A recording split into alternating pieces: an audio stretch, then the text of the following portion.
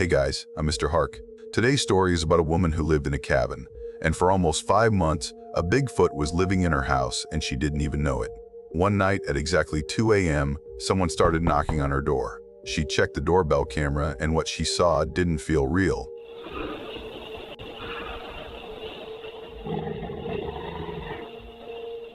But the worst part? What happened after that was way darker than anyone would expect. I'm not going to spoil anything, just stay with me, because this story is seriously wild. Before we start, hit like, subscribe, and share this video with anyone who still thinks Bigfoot isn't real. Okay, let's get into it. I'm going to tell you something that makes me sound like a monster if you hear it the wrong way. For 5 months, something lived under my house. And my little boy, he was friends with it. I didn't know. Not really. Not until it was too late.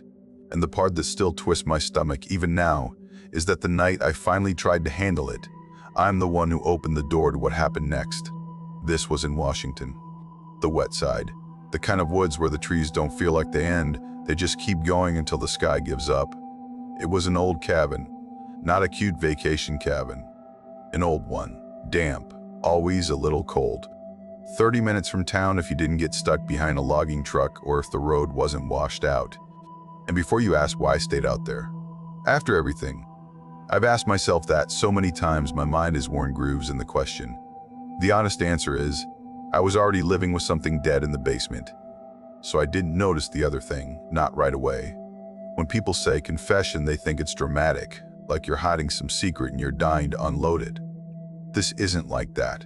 This is more like I keep waking up in the same memory, over and over, different parts each time. The smell, the sound, the look on my son's face when he thought I was the one being unfair, and I'm tired of carrying it like it didn't happen. My name's Luna. I'm 40 now. I had my son, Aiden. He was 5, kindergarten. My husband, Mark, he was a nurse. He worked hospital shifts that ran long and came home smelling like disinfectant and sweat. He had that calm voice, like nothing could get to him. Until it did. A year before all of this, 1 year, almost to the week, Mark took his own life. In our basement. I'm saying it plain because if I dress it up, it turns into a story instead of a fact. He did it down there. And after that, everything in me treated that door like it led to a different world. People would say, why don't you move? Why would you stay in that place? And sometimes I'd say it was money, or the market, or Aiden's school. Those were pieces of it, sure. But the real reason, I didn't want to leave him there. That sounds backwards, I know. Like leaving would leave him behind. The cabin was the last place he was alive. It was the last place he ate dinner with us, laughed, argued about stupid stuff. I'd stand in the kitchen and I could still picture him leaning on the counter, watching Aiden make a mess with cereal. If I left, it felt like I was admitting he was really gone. So I stayed. And I did what people do when they're trying not to feel anything. I made routines. Routines are how you can live in a place like that without going crazy. We'd wake up early, dark in winter, gray in spring. I'd make toast, pack Aiden's little lunch. He liked the crust cut off, then he'd change his mind and eat the crust anyway. He'd ask where Daddy was sometimes and I'd say, Daddy's not here, in that careful way adults talk when they're terrified of the next question. Then I'd drive him into town. 30 minutes. Some mornings it was foggy enough you could only see the next curve when you were already in it. The road was narrow and lined with ferns and wet rock and trees so tall they made you feel small in a way that wasn't poetic. Just small. I worked day shift at first. Just a steady job, not glamorous. The kind of job where you're tired but you can pay bills. Later I picked up nights too. Because grief isn't the only thing that eats money. Mark was gone. And my life was 2 jobs and a kid and a house that never dried out. Aiden went to kindergarten. I'd drop him off, wave to his teacher, and then go work. And for most of that year after Mark, I was like a ghost doing errands. I didn't talk about the basement. I didn't go down there unless I absolutely had to. Maybe twice a year. Once to toss boxes into storage. Once to check the water heater. Stuff like that. Fast trips. I'd hold my breath without meaning to. Even the stairs down there, the way they groaned, it made my skin crawl. Not because it was haunted, because it was honest. So, yeah, that door stayed shut. And that's how something lived under my house for months. The first thing I noticed wasn't a sound. It was a smell. It hit me in the hallway. I remember because I was carrying laundry. Aiden's little socks. I was half thinking about work, about whether the school needed extra wipes, stupid normal things. And then it was like walking into a wall, rotten poop, like something had been eating wild stuff, like old garbage mixed with wet dirt. I stopped and I said out loud, "What the hell?" Because when you live out there, you get animals. You just do. Mice, raccoons, sometimes a bear rummages. You learn to shrug at it, so my first thought was raccoon. A raccoon can get into anything. And I'd had one chew through a screen a couple summers before. I checked around. The trash can was shut. The kitchen looked normal, no mess. No obvious droppings in the open. But the smell hung there like it didn't care. It felt like it was coming from below. I remember staring at the basement door. Just staring. Like it might move on its own. And I didn't open it. I opened windows instead. I lit a candle. I sprayed cleaner like that's going to fight something you can taste in the back of your throat. And then I told myself it was probably outside. Maybe something had gone under the porch. That's the first lie I told myself. It wasn't the last. Over the next couple weeks, little things happened. Things you can explain if you try. Food went missing. Not whole meals. Just pieces. A packet of crackers would be lighter. A loaf of bread would have a couple slices gone when I knew I hadn't made sandwiches. One time I swore I'd bought a bag of apples and then there were only 2 left. I blamed myself. I was exhausted. I was grieving. I was working. I'd forget stuff. Then I found poop again. Not a pile in the middle of the floor like a pet accident. It was tucked in weird places. Behind a basket. Near the back door. Once near the basement door like a joke. And it was big. Bigger than raccoon. I remember crouching there with a paper towel in my hand, staring at it, feeling that hot flush of disgust climb up my neck. I did what any tired woman living in the woods does. I swore. I cleaned it. I threw it away. I told myself it was a bear somehow. A bear in the house is not a small thing, by the way, but my brain would rather accept bear than what was really happening. Because bear fits into a normal world. You call someone, you fix a window, you buy a stronger trash can. What I was actually dealing with didn't fit, and I think part of me knew that and refused to look. Aiden started talking about his friend around that time. It wasn't sudden. It slipped into our life like another piece of routine. One afternoon I was making macaroni and he was sitting at the table drawing. He was making these heavy crayon circles. Dark. A lot of black. I said, "What you drawing, buddy?" He didn't even look up. He said, "My friend." I smiled without thinking. Little kids talk about friends. Imaginary friends. School friends. I was glad he was talking about anything that wasn't daddy. I said, "Who's your friend?" And he said very casually, "A cute black bear." I actually laughed. I remember it. I said, "A bear? Like a cartoon?" He frowned like I was being slow. "No, he lives here." And I felt something in my chest go cold for a second. That's the truth. I felt it. But then I did what adults do when kids say weird stuff. I softened my voice and said, "Oh yeah? Where's he live?" Aiden pointed vaguely, not even at a place, just around, in the living room. And then he went back to drawing like it was nothing.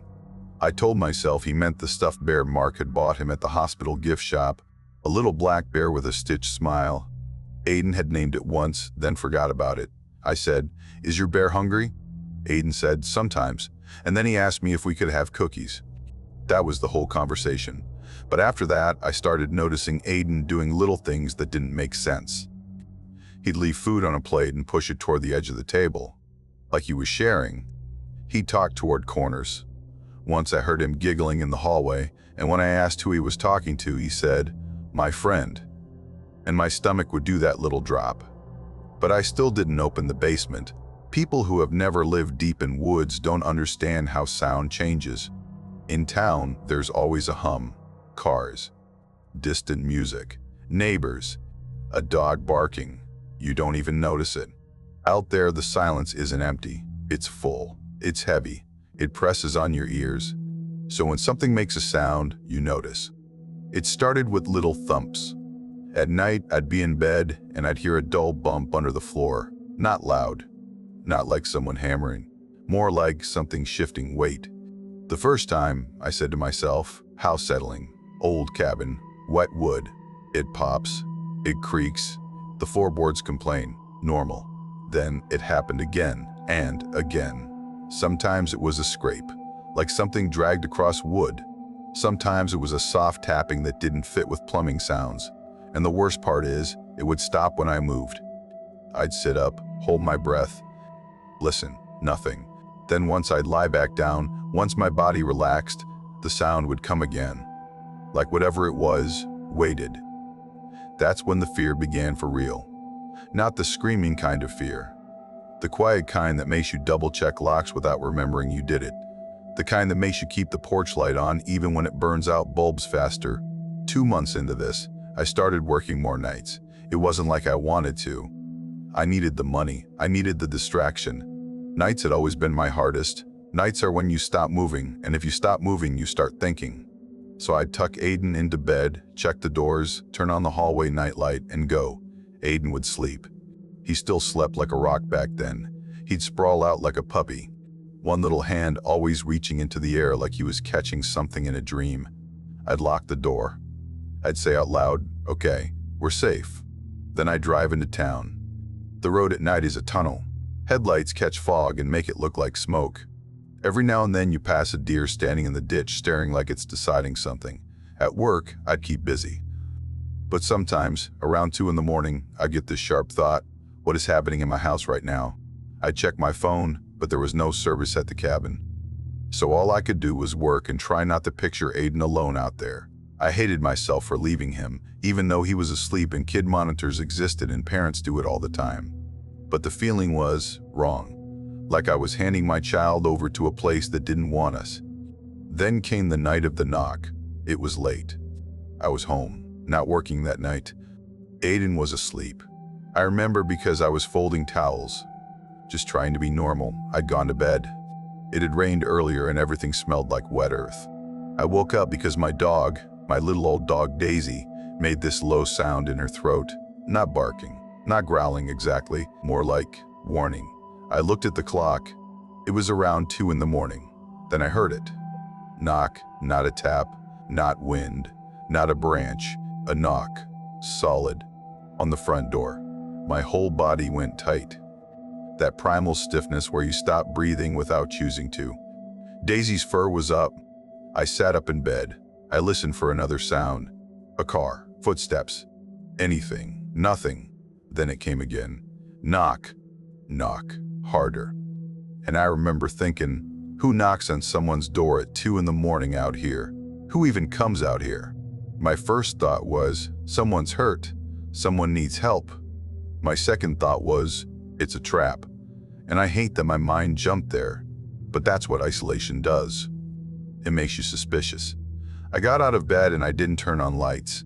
I moved toward the living room in the dark. I could hear my own heartbeat like it was in my ears. The front door has a little window beside it, but outside was black. The porch light was off because the bulb had burned out and I hadn't replaced it yet. I didn't look through the window. I went straight to the doorbell camera app on my phone. It took a second to load. That second felt like you're waiting for bad news on a screen. And then the video popped up. 2 shapes on my porch. Tall. Too tall. They filled the frame in a way my brain couldn't organize at first. I remember blinking like that would change it. They weren't standing like bears. They were upright. Broad shoulders. Dark. Wet, like they'd been in rain. And their heads? I don't know how to describe it without sounding like I'm trying to sell you a monster. It was just wrong for anything that should be there. They stood close to the door, too close, like they knew exactly where the camera was and didn't care. One of them lifted an arm and knocked again. And that arm looked long. Not a paw, not a human arm, an arm. I froze so hard my legs started to shake. That's real. My knees shook like I was cold. I backed away from the door without taking my eyes off the screen. I remember whispering, "Number no." Then my mind did this thing where it grabbed the nearest explanation it could survive. Bears. It's bears. Big. Standing weird. The camera makes them look bigger. I told myself that. Over and over. I didn't call the police. I didn't grab a gun. I didn't scream. I didn't wake Aiden. I just stood there in the dark staring at the screen while those things stayed on my porch. After a minute or two, they turned. They moved off the porch and disappeared into the black, and I stood there until my muscles hurt from being tight. Then I went back to bed. I don't know how I went back to bed. I swear I don't, but I did. Because when your brain is overloaded, sometimes it just shuts a door, like my basement door. In the morning, I tried to convince myself it was a nightmare. Then I opened the curtains. My little garden, just a patch really, some vegetables, a couple flowers Aiden liked, was destroyed, not eaten, not nibbled, torn, dirt thrown out like something had dug with anger. And there were footprints in the soft soil near the garden bed, huge, deep. I walked out of my pajamas like an idiot, barefoot in wet grass, and I stood there staring. The prints weren't like deer, not like raccoon, not like dog. They had toes. I hate saying that, but they did. I went back inside and I felt sick. Then the smell came again, that same rotten, thick smell. Stronger near the side of the house where the basement is. And I looked at the basement door, and I still didn't open it. Not that day, not the next.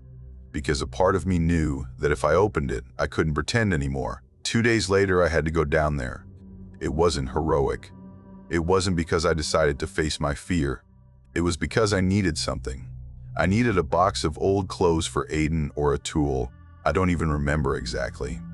I stood at the top of the basement stairs with the door open, and the air that came up made my eyes water. Cold, damp, heavy. And underneath it, that animal smell.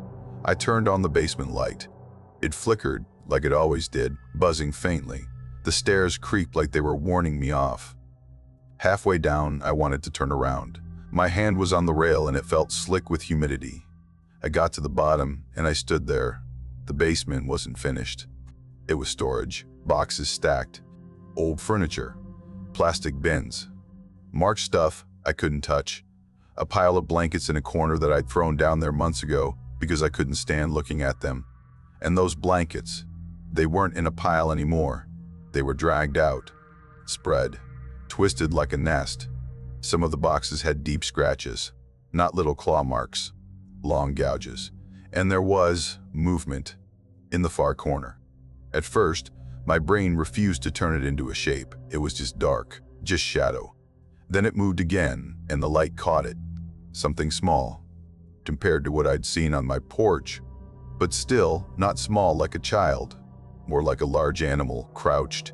It was pressed against the wall, trembling. I could see it shaking. I couldn't breathe. I literally couldn't get air in for a second. Like my lungs forgot. My mouth opened and no sound came. The thing's head lifted, and it looked at me. It looked like fear. That's the only word that fits, fear. It hugged its arms close to its body like it expected to be hit. And in that moment, I had this awful flash, marked down here. Alone, afraid, not wanting to be found, not wanting to be stopped. It was like the basement collected broken things. I stumbled backward and I whispered, "Oh my God." And then I heard Aiden's little feet on the stairs. "Mom," he called. My throat went tight. "Aiden, no, stop. Stop right there." He didn't stop. He came down the stairs like he'd done it 100 times. Like this wasn't the scariest thing in the world. He walked right past me, and he went straight toward that creature. My whole body surged with panic. I moved after him, grabbing for his shirt, and he pulled away. "Buddy, no." Aiden reached out his hand. The creature flinched. Then it relaxed, just a little, like it recognized him. Aiden said, in that gentle voice kids use with pets, "It's okay. It's me." And the thing leaned forward, not aggressive, cautious, like it trusted him. I felt my mind splitting apart, because I was watching my child greet something that should not have been in our house. And he wasn't scared, he was happy. He turned to me and he said, confused, "Mom, my friend is in the living room." Like I was the one who didn't understand. I grabbed him then. I pulled him back hard. Aiden cried out, not in pain, in protest. "Mom." I hauled him up the stairs. My hands were shaking so bad I could barely keep hold of him. At the top, I slammed the basement door and locked it. Like a lock would matter. Aiden was crying. "You scared him." "Who is he?" I said, and my voice was too loud, too sharp. Aiden wiped his face with his sleeve like a little animal. My friend. What is he, Aiden? A bear, he said, stubborn. I looked at my son, and I saw something I hadn't seen in months.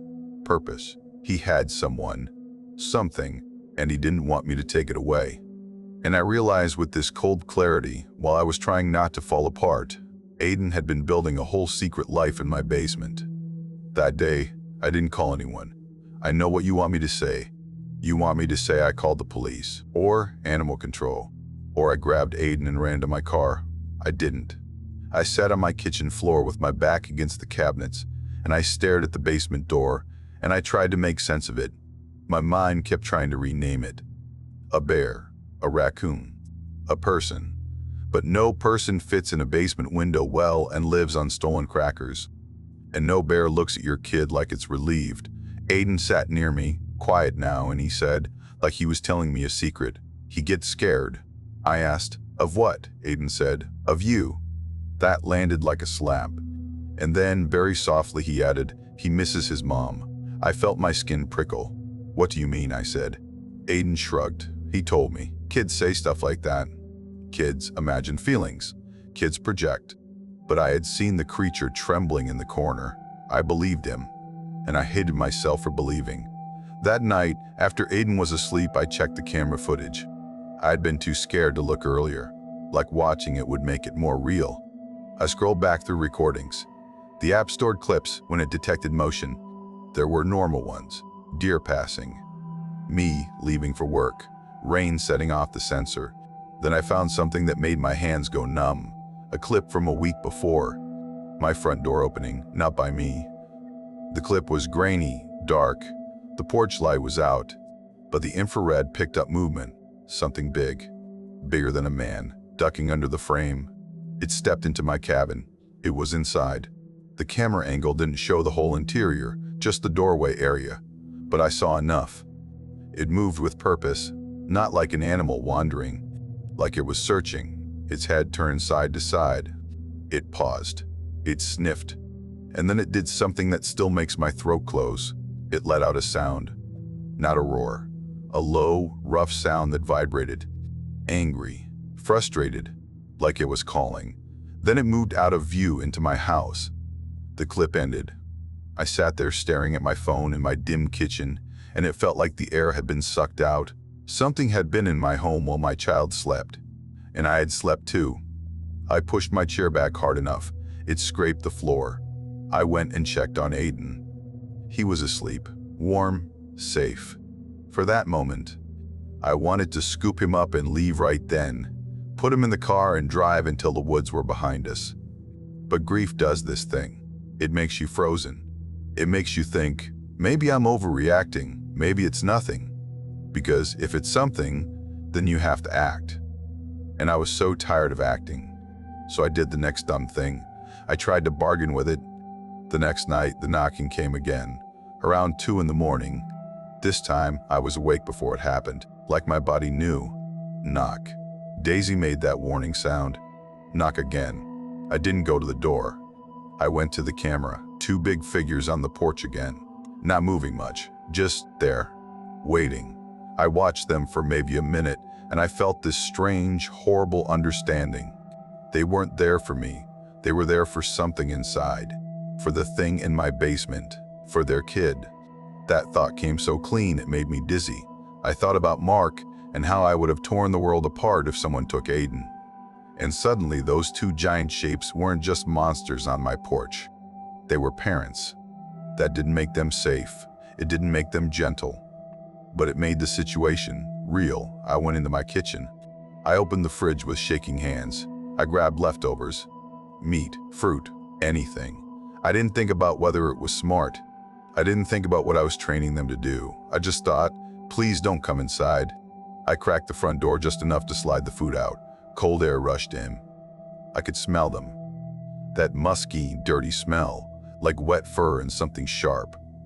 I set the plate on the porch and I shut the door fast. Then I stood there with my back against it, breathing hard.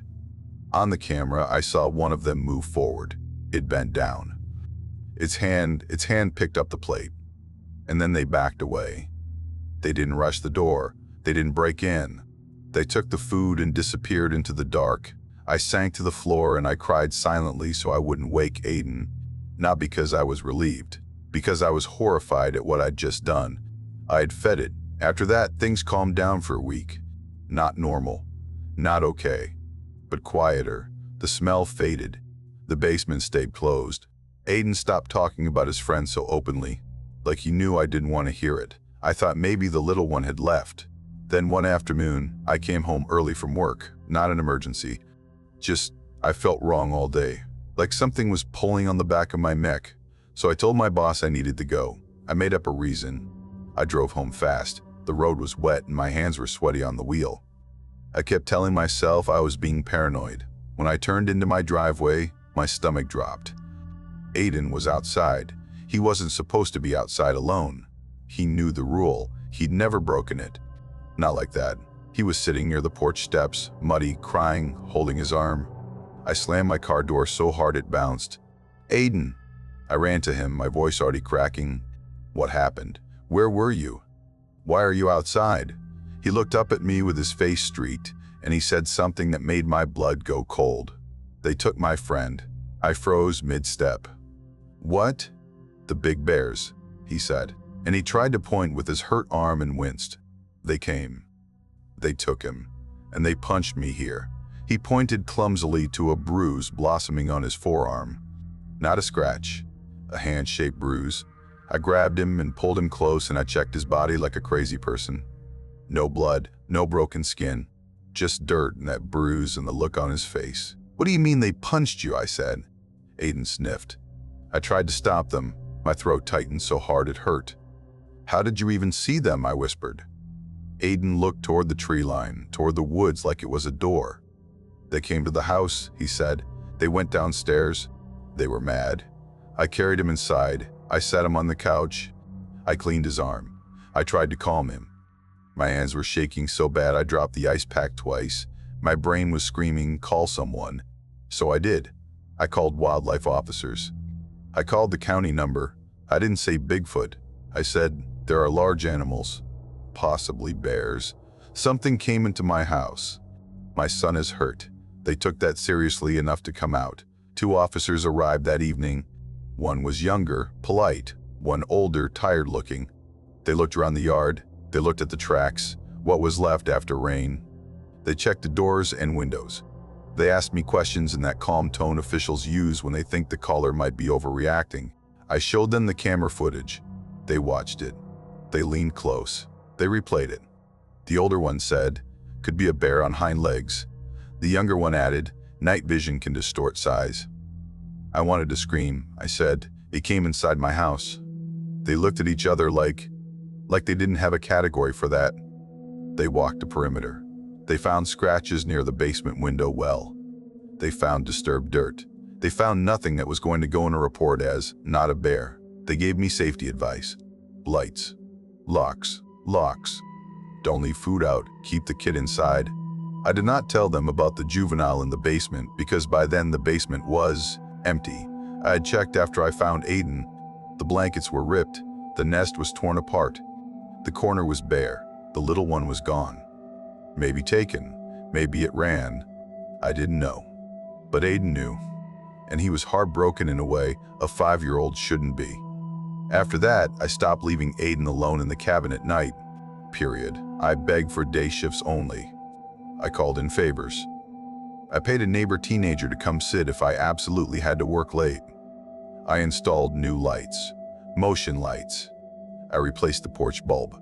I put bells on the doors like some paranoid person.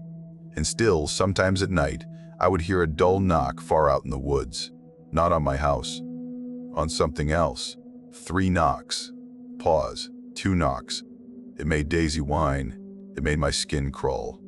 Aiden stopped laughing the way he used to. He became quiet. He'd stare out windows like he was waiting. And sometimes I'd catch him whispering when he thought I wasn't listening. I'd ask, who are you talking to? He'd say, nobody. But his eyes would flick toward the basement door. A week after the officers came, I saw the little one again. Not in my house. In the tree line behind the garden. It was late afternoon. The light was that soft yellow you get between rain clouds. Everything smelled green and wet. I was carrying groceries from the car. Aiden was inside washing his hands like I'd told him. I glanced up, like you do when you feel watched. And there, between two trunks, was a small dark shape. It stood still, half hidden. I saw its face for a second. Not clear like a photograph, but enough. It wasn't a bear. It watched me. Then it moved back, disappearing like it had never been there. My legs went weak. I gripped the grocery bag so tight the plastic cut into my fingers. I rushed inside and locked the door. Aiden noticed my face and said very softly, "He's okay." I stared at my child. "How do you know?" I asked. Aiden shrugged. "I just know." And that was when something broke in me. Because it wasn't just a creature in the woods.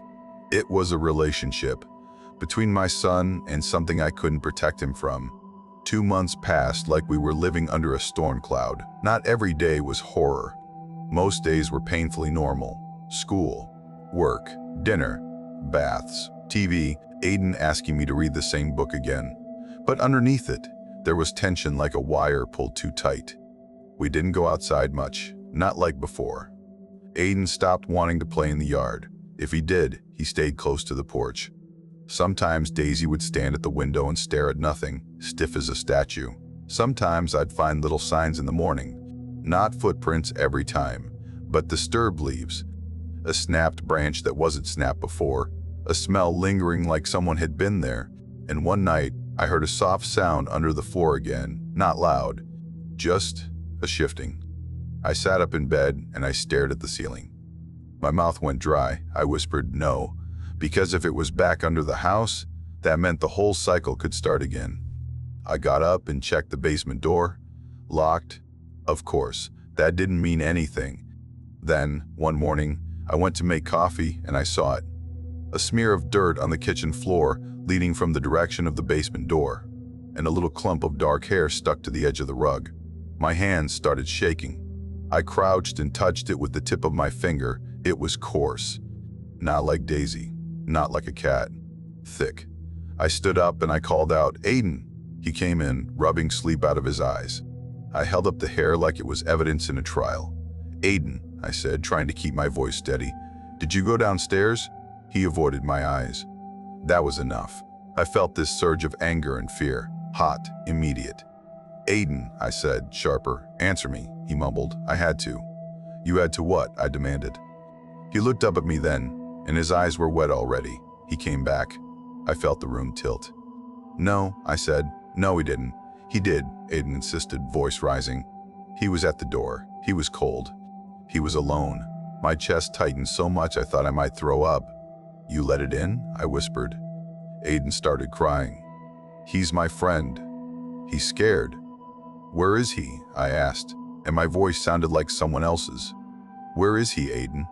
He pointed toward the hallway, toward the basement door. "I put him downstairs," he said, "because you'd be mad." I stared at my child and I saw myself reflected back, not as a good mother, as a person who had lost control of her own home. I didn't know what to do. My thoughts were scrambling. Call the officers. Call the police. Run. Hide. And then, underneath all that, there was this raw, stupid human feeling, if those parents come back, they'll tear the house apart. Because I'd seen them. I'd seen the footage. I'd felt the knock. They weren't going to give up their kid. And now the kid was back under my house because my son had chosen him over my fear. That night, the parents came.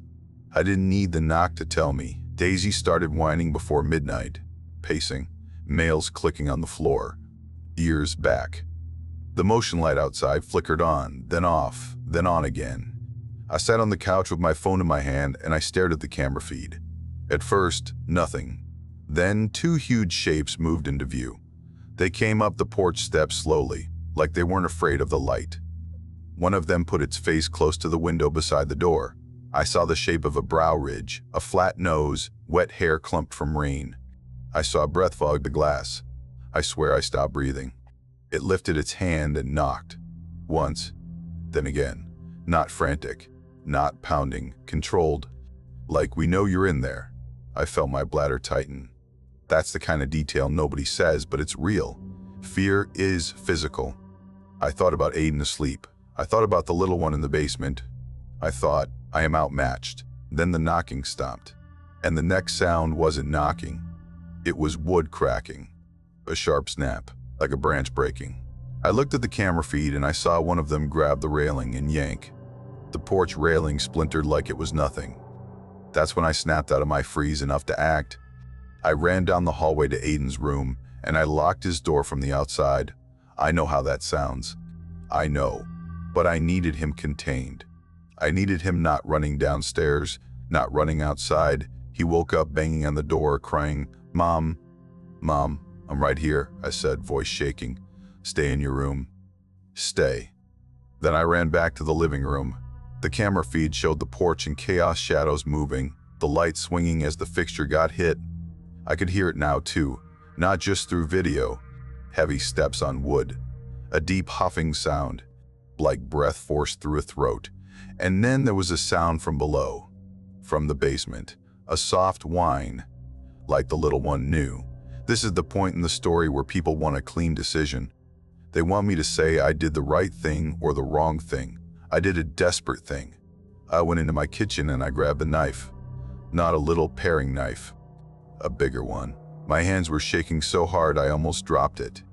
I remember staring at the knife like it belonged to someone else, like I was watching myself do it. I wasn't thinking about killing anything. I was thinking about leverage. I was thinking the way a cornered animal thinks. If I can show them I can hurt the child, they'll back off. They'll stop tearing my house apart. They'll leave. That's what my fear told me. And now, years later, I look back and I see how insane that is. How stupid. But in that moment, my world was narrowed to one thing. Stop them. Protect Aiden. Everything else was noise. I went to the basement door. I could hear scratching below. Movement. The porch shook again with another impact. I unlocked the basement door and yanked it open. I went down the stairs with the knife held out in front of me like it could keep distance. The basement light flickered on. The little one was there, near the blankets, crouched. It looked up at me and it froze. Its eyes were dark, wide. It made that soft whine again. My throat burned. My eyes filled with tears without me choosing it. I hated myself right there. I hated what I was about to do, but I couldn't see another way. I stepped forward. "Come here," I whispered, voice breaking. "Please." It didn't move. I edged closer, knife shaking in my hand. It backed away until it hit the wall, and that posture pressed into the corner, arms tight to its body. That's the image that haunts me, because it wasn't a monster, it was a child. I lunged and grabbed it by the arm. It was heavy, stronger than you'd think. It thrashed, making a choked sound. I clamped down, pulling it toward the stairs. "Don't," I whispered like it could understand. "Just don't." It clawed at my sleeve. Not to hurt, to escape. I dragged it up the steps, up into my kitchen.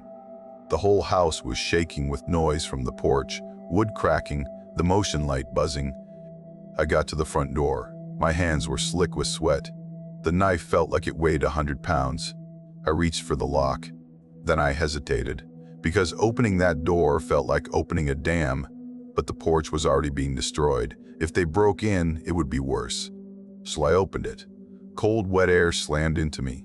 And there they were, right at the edge of the porch light. Two massive shapes, hair matted, shoulders hunched in the rain. They froze when they saw the little one in my grip. I lifted the knife up near the little one's chest. Not touching skin. Not cutting, just close enough to be a threat. I screamed. I don't even remember the words perfectly. Something like, "Stop, go away. Leave us alone." My voice sounded high and wild, not like me. The big one took a step forward. The little one squealed. A thin, frightened sound. I pressed the knife closer, and the big one stopped. I yelled, "Back up." They looked at me, not like animals. Like they were calculating. Then something happened that I still can't explain in a way that feels sane. Normally you'd hear something, rain on leaves, distant creak, even a bird, went dead silent. No insects, no wind. Just the sound of my breathing and the rain hitting the porch. My skin prickled all over like static. And the porch light, it seemed dimmer, like the darkness outside was pressing it back. The big one made a sound. Low, not anger, not exactly. Something deeper. I remember thinking stupidly, that it sounded like grief. Then it moved. Fast. I didn't even process it until it hit me. A heavy impact, like being slammed by a linebacker. My shoulder exploded with pain. My feet left the porch for a second, and I hit the ground hard. The knife flew from my hand and clattered on the wood. My vision blurred. Rain hit my face. The world narrowed to sound. I heard the little one squeal. I heard heavy steps. I heard my own voice screaming, "No, no." And then I heard Aiden, "Mom." My blood turned to ice. He had gotten out. I'd locked his door. I'd locked it. But kids figure things out when panic drives them. He must have unlocked it from the inside, or the lock failed, or I hadn't latched it right, I don't know. And it eats me. Aiden ran out onto the porch in his pajamas, barefoot, crying, reaching for me. I screamed at him to go back inside. I screamed like a dying animal. But he didn't stop. He saw me on the ground and he did what little kids do. He ran toward his mom. One of the big ones swung an arm. Not at Aiden. Not on purpose. I don't believe it was on purpose. It was reaching for the little one, for the child in its grasp. It was frantic now. Aiden ran right into its path.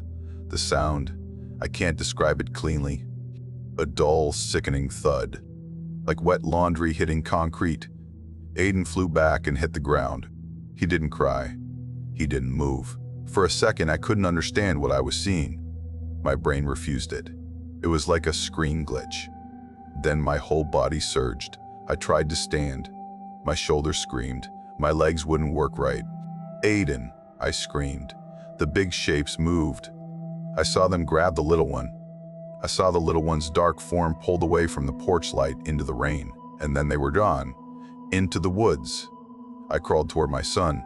My hands slipped on wet wood. My vision tunneled. "Aiden," I whispered, "Baby, baby, look at me." He lay still. His pajamas were dirty now. His little chest wasn't moving. I reached him. I touched his cheek, cold rainwater, cold skin. I put my fingers under his nose.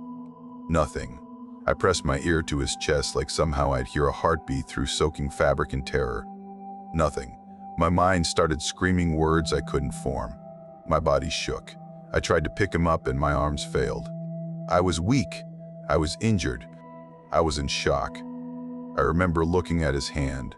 It was resting on crushed wildflowers from my garden, bright little petals mashed into mud. And that image, his hand, the flowers, the rain burned in like a brand. I let out a sound that didn't feel human.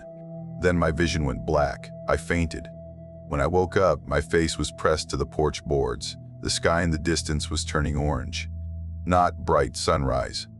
That early, thin orange that comes before the sun really commits. The rain had stopped.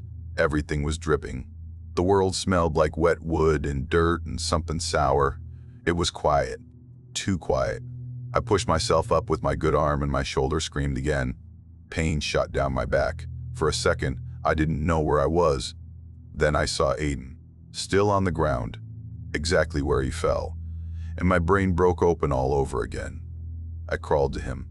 I touched him. I begged him. I tried to breathe into him like you see on TV. I tried to press on his chest with shaking hands. I didn't know what I was doing. I was just doing anything. His skin was cold. There was no heartbeat, no breath. There's a point where your body understands before your mind does. My body understood. It went numb. I sat back on my heels in the wet grass and I stared at my son's face and I realized he was gone. And the woods felt heavy, like it was watching. That sounds insane, I know, but it's what it felt like. Not like eyes in trees. Like the whole space around the cabin had weight. I looked toward the tree line. Nothing. No movement. No sound. No birds. No squirrels. Nothing. Just trees and shadow. And I remember thinking, they took their child and left mine. That thought is poison. I don't remember calling anyone. I must have. Because people came. Ambulance. Sheriff. Someone. But the next clear memory I have is being in town. Sitting in a small room that smelled like coffee and old paperwork, with a blanket around my shoulders and my hands shaking so hard I couldn't hold the paper cup. Someone asked me to explain what happened. I tried. I said, something came to my house. They asked, "A person?" I said no. They asked, "A bear?" And there it was again, that word. The word the world can handle, bear.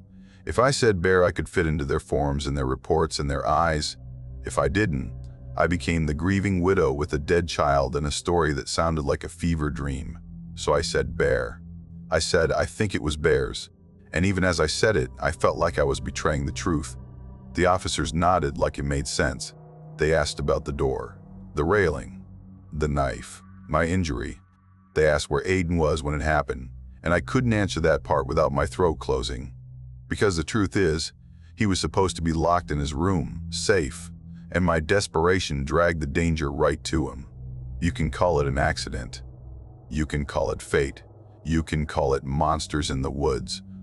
But I call it my mistake. I left the cabin that day. I didn't go back for clothes. I didn't go back for photos. I didn't go back for Mark's things. I couldn't. That place wasn't a home anymore. It was a mouth that had swallowed my family. I moved into town, a small apartment, beige walls, no smell of wet wood, no sound of trees and wind, just neighbors and traffic and life going on like my world hadn't ended. People tried to help. They brought casseroles. They said the right words. They said, "I'm so sorry." I nodded. I thanked them. I became polite grief. But inside, I was stuck on my porch in the rain, watching a shadow swing an arm. I was stuck in the basement, seeing a small, trembling shape pressed against a wall. I was stuck on my kitchen floor, smelling rot and pretending it was raccoons. I didn't sleep much. When I did, I woke up at 2 in the morning like my body had an alarm built into it. Sometimes I'd swear I could smell that musky dirt smell in my apartment. I'd sit up and sniff the air like a dog. It was never there. Sometimes I'd hear a knock, not on my door, in my head, and I'd feel my heart race like it was happening again. Years later, this is the part that makes me feel crazy. I drove out near that road once. Not all the way, I couldn't.